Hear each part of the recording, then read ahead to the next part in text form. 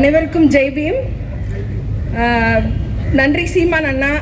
சீமான் அண்ணனுக்கு நான் முதல்ல நன்றி சொல்ல கடமைப்பட்டிருக்கேன். நிறைய பேர் கேட்பாங்க, நீங்கள் என்ன இந்த மேடையில் இருக்கீங்கன்னு. நேற்று நைட்லேருந்து ஒரே பிரச்சனையாகவே பண்ணிகிட்டு இருந்தாங்க நாம் தமிழர். என்னன்னா, நான் காங்கிரஸ் மேடைகளில் இருந்திருக்கேன், நிறைய தடவை இருந்திருக்கேன். ஏன் ஒரு வடநாட்டு பண்டிட் பார்ப்பனருடைய மேடையில் இருக்கீங்கன்னு யாரும் கேட்கல. அது ரொம்ப இயல்பாக எடுத்துக்கிட்டாங்க. ஆனால் ஒரு தமிழர் ஒரு ஒடுக்கப்பட்ட சமூகத்திலேருந்து வரவங்களுடைய ஒரு கட்சியில் இருக்கும்போது ஏன் போகிறீங்கன்னு கேட்குற ஒரு விஷயம் இருக்குல்ல, அதை விட பெரிய பார்ப்பனியம் என்ன இருக்க முடியும்? ஒரு கட்சியை நீங்கள் ஒரு தீண்டத்தகாத கட்சியாக பார்க்குறீங்க அப்படிங்கும்பொழுது அது எவ்வளோ பெரிய ஒரு அவமானம். நீங்கள் எல்லாம் என்ன சமூக நீதி பேசுகிறீங்க? எனக்கு நாம் தமிழர் வெண்ணிலா சுற்றுச்சூழல் பாசையோட கிட்டத்தட்ட ஒரு 2 வருடமாகவே ஒரு தொடர்பு இருக்குது. ஏன்னா நான் காட்டுப்பள்ளி துறைமுகத்திற்கு எதிராக போராட்டம் செய்தப்போ இவங்களும் அங்கே கூட இருந்தாங்க. அப்போ தான் சுற்றுச்சூழல் குறித்து, ஏன்னா சுற்றுச்சூழல் வந்து சும்மா மட்டும் இல்லை, சுற்றுச்சூழலுங்கிறது நார்வேலையோ ஃபின்லாண்ட்லேயோ பேசக்கூடிய ஒரு விஷயம் இல்லை. ஐஸ் கட்டி உருக்குதுன்னு இங்கே இருக்கக்கூடிய கடைக்கோடி ராமேஸ்வரத்தில் இருக்க தமிழன் எப்படி பாதிக்கப்படுறான், காசிமேட்டில் இருக்க ஃபிஷர்மேன் எப்படி பாதிக்கப்படுறான், எண்ணூர் எப்படி பாதிக்கப்படுறதுன்னு பேசுறது தான் கிளைமேட் சேஞ்ச். அதை பற்றி தான் நம்ம பேசணும். அது குறித்து அதில் அதிகமாக பாதிக்கப்படுறது ஒடுக்கப்பட்ட சமூக மக்கள். நம்ம சொல்லக்கூடிய தலித், பகுஜன், ஆதிவாசின்னு சொல்கிறோம்ல, மீனவர்கள், பட்டியல் சமூகத்தினர், இவங்க தான் அதிக பாதிப்படுறவங்க. அதை பேசக்கூடிய ஒரு அரசியல் அறிவு நான் வேறு எந்த கட்சிகளிடையும் பார்க்கல. எனக்கு நாம் தமிழர் கிட்ட என்னால் அது ரிலேட் பண்ண முடியும். ஆனால் வெளியில் பார்த்தீங்கன்னா திமுக அறிவே இருக்காது. ஆனால் இந்த கட்சியை பார்த்தா அறிவே பேசிட்டு இல்லை. மதிவதனி ஒரு தடவை சொன்னாங்க, உங்களுக்குலாம் புக்ஸை பற்றி என்ன தெரியும்? எனக்கு ஒரு சிரிப்பாக வந்துடுச்சு. ஏன்னா பெண்ணியன் அடிமையானாலும் பெரியார் வந்து ஒரு புக் எழுதினாரு, அடிமையாக வாழ்வது எப்படின்னு திமுக காரங்க ஒரு புக் எழுதலாம், கொத்தடிமையாக வாழ்வது எப்படி அப்படின்னு. ஆனால் எனக்கு தெரிஞ்ச வரைக்கும் நாம் தமிழர்ல அதிகமான புத்தகம் படித்து இது ஜியோ பாலிட்டிக்ஸ்லேருந்து, என்விரான்மெண்ட் பாலிட்டிக்ஸ் மட்டும் இல்லை, ஜியோ பாலிட்டிக்ஸ்லேருந்து, தொழிலாளர் விஷயத்துலேருந்து எல்லாம் பேசக்கூடிய தகுதியும் அறிவும் நாம் தமிழர்களுக்கு இருக்கு.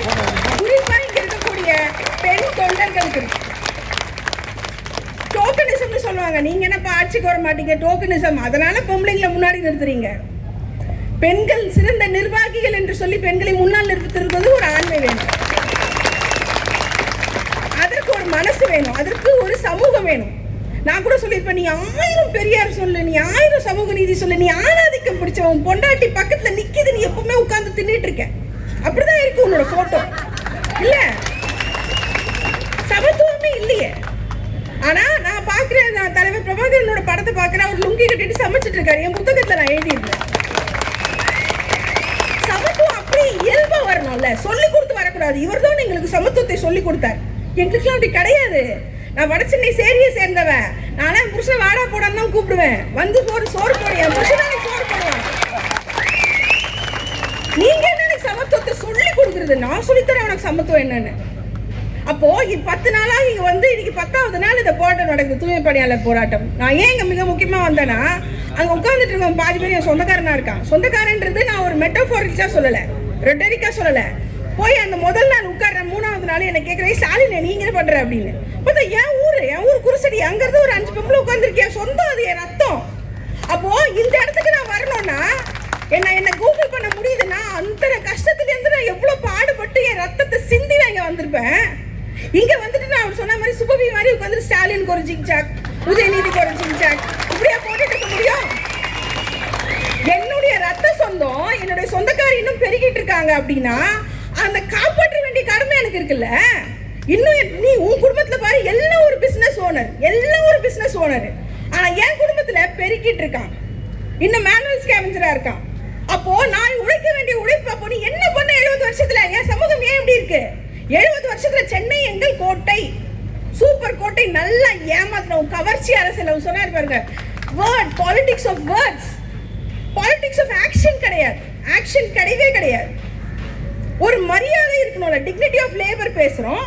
ஒரு தூய்மை பணியாளர் ஏற்கனவே அது மீனியல் ஜாப், அந்த ஜாபை எப்படியெல்லாம் நீ வந்து ஆட்டோமேட் பண்ணி அவங்கள இன்னும் மாண்பா கொண்டு போய் வைக்கணும் தான் நீ பேசுறோம். ஆனா இன்னும் வெறும் கையில குப்பாடுறாங்க. எத்தனை பேர் பாத்தீங்கன்னு தெரியல, நான் அங்க 5-6 நாளா இருக்கேன், எல்லார் கையிலையும் பாட்டிலோடு கிழிச்ச வடு, எல்லா பெண்கள் கையிலும், எல்லா பெண்கள் காலும் பொத்தலா இருக்கு. ஏன் நீ மாநகராட்சியில இது வரைக்கும் அவங்களுக்கான பாதுகாப்பு உபகரணத்தை கொடுக்கல? கேட்டா மேயர் பிரியா யாரு? பட்டியல் சமூகத்தை சேர்ந்தவர்கள். எப்படி திமுக சொல்லிச்சா பட்டியல் சமூகத்துல ஒரு பயங்கர டேலண்டா ஒருத்தங்க இருக்காங்க, தமிழெல்லாம் தூய்மையா பேசுவாங்க, அவங்களை கூப்பிட்டு வந்து நம்ம வந்து மேயர் ஆக்குவோன்னு. அந்த நமக்கு தூய்மைன்ற வார்த்தை வரல, தப்பு தப்பா பேசுறாங்க அந்த வார்த்தை. அது ரொம்ப கஷ்டமா இருக்கு. நான் வடச்சென்னையில இருக்கேன், அந்த வார்த்தை ரொம்ப கெட்ட வார்த்தை. அது அப்படி பேசுறாங்க, தூய்மை வரல. நானும் கான்வென்ட்ல படிச்ச பொண்ணுதான், எனக்கு தமிழ் நல்லா வருது. நானும் சேரியில இருந்து போய் கான்வென்ட்ல படிச்ச கடை வாங்கி. ஆனா என்ன சொல்ல வரேன்னா, ஒரு பட்டியல் சமூகத்துல இருந்து ஒரு பெண் நீ வர மேயரானா நீ எப்படி அந்த மக்களோட அணுகணும்? போய் கையை பிடிச்சு உட்கார வேணாமா? அங்க இருக்கவங்க என்ன தெரிஞ்சு பேசுறாங்க, ஷாலினி எங்களுக்கு பணம் கூட பிரச்சனை இல்லை, மரியாதை கொடுக்காம விட்டாங்க எங்களுக்கு. எங்களோட சுயமரியாதை உனக்கு இருக்கா? எங்க பொம்பளைங்களுக்கு இருக்க சுயமரியாதை தெரியுமா சொல்ல? அவர் கேட்டுக்காரு, என்ன ரொம்ப சாபம்லாம் விடுறீங்க ஸ்டாலின்? இதை விட மோசமா பேசுவோம். எங்க வயிற்றுல நீ அடிச்சிருக்க. ஏதோ ஒரு ஊர்ல இருந்து வந்து உனக்கு அறிவாலயத்துல எப்படி இடம் கிடைச்சது? ஏதோ ஒரு ஊர்ல இருந்து வந்து நீ வெப்பேரியில இருக்கிற திராவிட திடல் உனக்கு எப்படி கிடைச்சது? ஆரிய சங்கரன் தானே கேள்வி கேட்டாரு. இதே இடத்துல தானே ஆரிய சங்கரன் வந்து கி வீரமணியை கேள்வி கேட்டாரு, ஏன் சுத்திர நீ என்ன பண்றேன்னு, ஏன் பஞ்சமில நீ என்ன பண்ணுன்னு, என்ன பண்ணீங்க ஆரிய சங்கரனை? அப்ப அந்த ஆரிய சங்கரன் வந்து தூரத்து உறவு எனக்கு இருக்காது அந்த ரத்தம் உடம்புல. அப்போ ஒரு முறையும் எங்களை குப்பை, அதாவது நீ தான் குப்பை அள்ளணும், ஆனா உனக்கு நான் சம்பளம் கொடுக்க மாட்டேன். இன்னொருத்தங்கிட்ட போய் நீ சம்பளத்தை பிச்சை எடுத்து வாங்கிக்கோ. உன்னைய நான் சென்னையை சுத்தம் பண்றேன் 40 கிலோமீட்டர் தூரத்துல போட்டுருவேன். நீ 40 கிலோமீட்டர் பஸ் பிடிச்சி கண்ணகி நகர்ல இருந்து செம்மஞ்சேரியில இருந்து இல்ல எண்ணூர்ல இருந்து வந்து இங்க பெருகிட்டு போ. இதை விட ஒரு ஆணவம் இருக்க முடியுமா? எல்லாம் யாரு? பூர்வகுடி தமிழ் மக்கள். நிறைய பேர் நினைச்சிட்டு இருப்பாங்க, என்ன இது ஒரு மொழி பேசுற மக்கள் தான் இந்த வேலையை செய்யறாங்கன்னு. இல்ல, பறைய செய்யறாங்க இந்த வேலையை.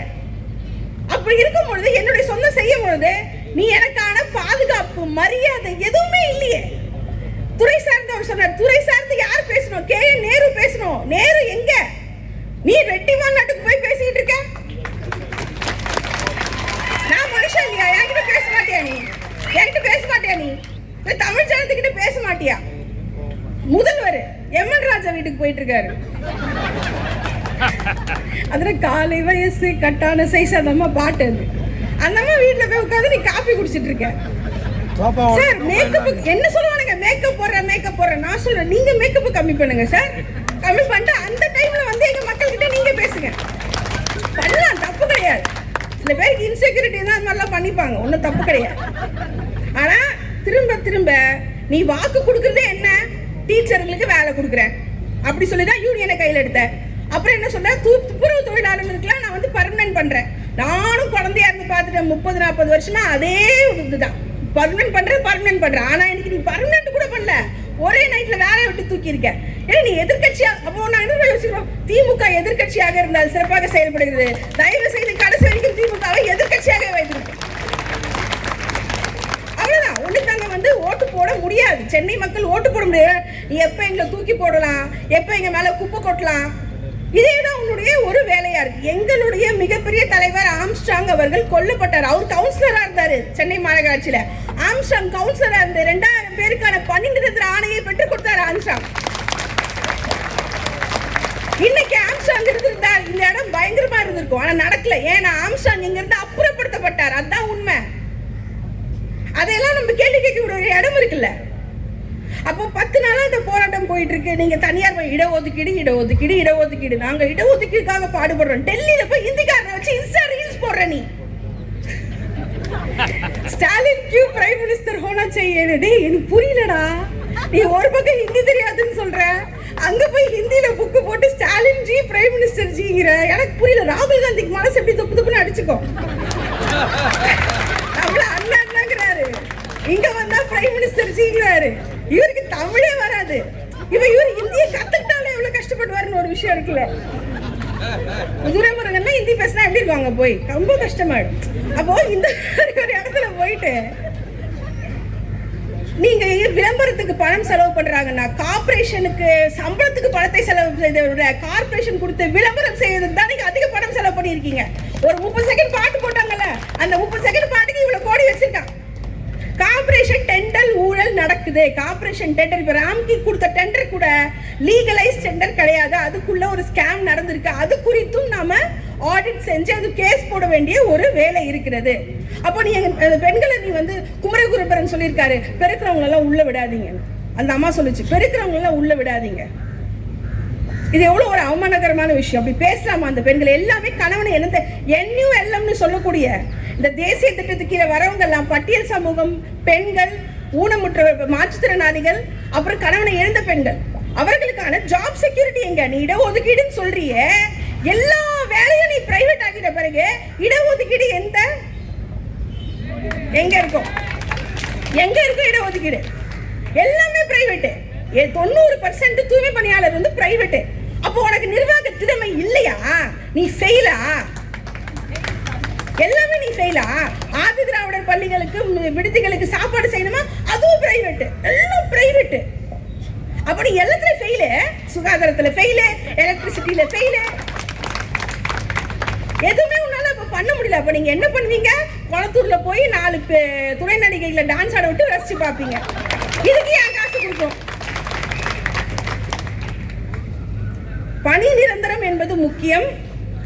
அதை விட முக்கியம் அவங்களுக்கு தகுந்த குறைந்தபட்ச சம்பளம் தமிழ்நாட்டில் ரொம்ப கம்மி. தூய்மை பணியாளருக்கு ரொம்ப கம்மியாக கொடுக்குறாங்க. அந்த சம்பளத்தை கொடுக்கணும், அவங்கள நிரந்தரமாக்கணும். அவங்க இது மாதிரி ரோட்ல பாடுபடக்கூடாது. ஏன்னா இன்னைக்கு கொடி கட்டி கோட்டையில கொடி ஏத்துறீங்கன்னா அதுக்கு காரணம் இந்த பூர்வக்குடி மக்கள் தான். ஏன் ரத்தம், ஏன் வேர்வை, உன் பில்டிங்கை நான் கட்டி கொடுத்தேன், உனக்கு நான் உட்கார வச்சு வால்டாக்ஸ் ரோட்ல வந்து எம்ஜிஆரும் கலைஞரும் எல்லாம் இறங்கினப்ப நான் உனக்கு ஃப்ரீயா சோறு போட்டு உட்கார வச்சு வாப்பா உட்காரப்பா தம்பின்னு சொன்னேன். நானும் ரோட்ல நிக்கணும், ஏன் மக்கள் ரோட்ல நின்றுட்டு இருப்பாங்க, ஏன் பொம்பளைங்க கஷ்டப்படுவாங்க. நீங்க சொகுசா ரேஞ்ச் ரோவர் கார் வெளியே வருது பாரு, அர்பன் பில்டிங்ல இருந்து ரேஞ்ச் ரோவர் வருது, ஒரு காரும் வருது, ஃபெராரி வருது. நான் கேட்கிறேன், உலகத்துல வந்து மாநகராட்சிக்குள்ள போன மனிதர்கள் சூப்பரா இருந்தாங்க. சிவராஜ் போனாரு, மீனாம்பாள் சிவராஜ் போனாங்க. ஒவ்வொருத்தரும் லட்டு மாதிரி சொல்லுவாங்க, லட்டு, ஆமா லட்டு மாதிரியான திறமை வார்ந்த அரசியல்வாதிகள் அதுக்குள்ள போனாங்க, கார்பரேஷனுக்குள்ள.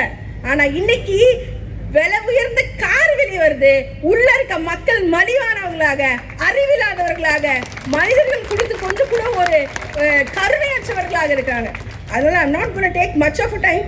நாம் தமிழர் ரொம்ப நேரம், ஏன்னா 2023 நீங்க நம்ப மாட்டீங்க, வடச்சென்னையில் உட்காந்துட்டு இருப்பேன், எனக்கு இந்த இடத்துல அரிசி வேணும், பருப்பு வேணும்னா வெண்ணிலாவும் அண்ணனும் 300 குடும்பத்துக்கு அப்படியே தூக்கிட்டு வருவாங்க. நான் இதுக்கு அப்ப நாம் தமிழர் சப்போர்ட் கூட பண்ணதில்லை.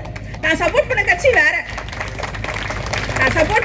வேற, நான் பேசின கட்சி வேற, நான் அண்ணன் ஓட்டின கட்சி வேற. ஆனா ஒரு முடியும் அந்த கிராசரியில இருந்து, நைட்டில இருந்து, பெண்களுக்கான உள்ளாடையில இருந்து வெண்ணில தூக்கிட்டு ஓடி வர வட சென்னைக்கு இந்த 2 வருஷமா அதுதான் செஞ்சிட்டு இருக்கு.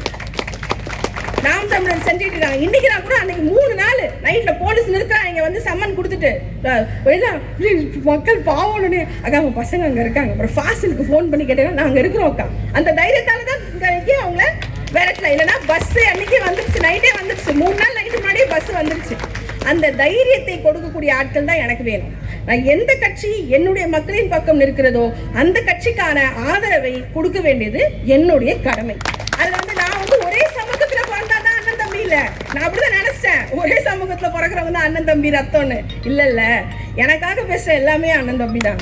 என் பெண்களுக்காக பேசுற எல்லாமே ரத்தம் தான். அப்ப அது என்ன ரத்தம்னா அது தமிழ் ரத்தம் தான்.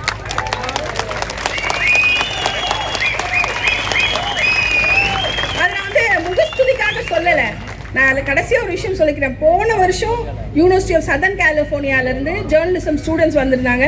1 மாதம் அவங்களுக்கு கிளாஸ் எடுத்தேன். அவங்க மெயினாக வந்தது கேட்ட ஒரே, நான் எந்த ஒரு அரசியல்வாதி பற்றி பேசவே இல்லை, ஆனால் அவங்க கேட்டது ஹூஸ் மிஸ்டர் சீமான்.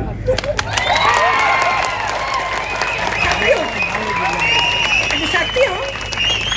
அவங்க சொன்னாங்க, புலம்பெயர் தமிழர்களுக்காக போராடுபவர், ஈழம் காசுக்காக போராடுற மிஸ்டர் சீமான் பற்றி எக்ஸ்பிளைன் பண்ணுங்க. ஹாஃப் அன் ஹவர் அது என் சிலபஸ்ல இல்லாத ஹாஃப் அன் ஹவர் நான் அந்த கிளாஸ் எடுத்தேன். அப்போதான் எனக்கு தெரிஞ்சது நம்ம ஊர்ல இருக்க மனுஷங்களோட மதிப்பை நாம முதல்ல வளர்த்துக்கணும் மனசு. அதுக்கப்புறம் நம்ம மற்ற விஷயம் பேசலாம். நன்றி. ஜெய் பீம்.